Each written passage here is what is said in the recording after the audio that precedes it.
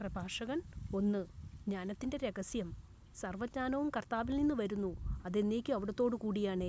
കടൽത്തീരത്തെ മണൽത്തരികളും മഴത്തുള്ളികളും നിത്യതയുടെ ദിനങ്ങളും എണ്ണാൻ ആർക്ക് കഴിയും? ആകാശത്തിൻ്റെ ഉയരവും ഭൂമിയുടെ വിസ്തൃതിയും പാതാളത്തിൻ്റെ ആഴവും നിർണ്ണയിക്കാൻ ആർക്ക് സാധിക്കും? ജ്ഞാനമാണ് എല്ലാത്തിനും മുമ്പ് സൃഷ്ടിക്കപ്പെട്ടത്. വിവേകപൂർണമായ അറിവ് അനാദിയാണ്. ജ്ഞാനത്തിൻ്റെ വേരുകൾ ആർക്ക് വെളിപ്പെട്ടിരിക്കുന്നു? അവളുടെ സൂക്ഷ്മമാർഗങ്ങൾ ആരറിയുന്നു? ജ്ഞാനിയായ ഒരുവനേ ഉള്ളൂ. ഭയം ജനിപ്പിക്കുന്ന അവിടുന്ന് സിംഹാസനത്തിൽ ഉപവിഷ്ടനായിരിക്കുന്നു. കർത്താവാണ് ജ്ഞാനത്തെ സൃഷ്ടിച്ചത്. അവിടുന്ന് അവളെ കാണുകയും തിട്ടപ്പെടുത്തുകയും ചെയ്തു. തൻ്റെ സൃഷ്ടികളിലെല്ലാം അവിടുന്ന് അവളെ പകർന്നു.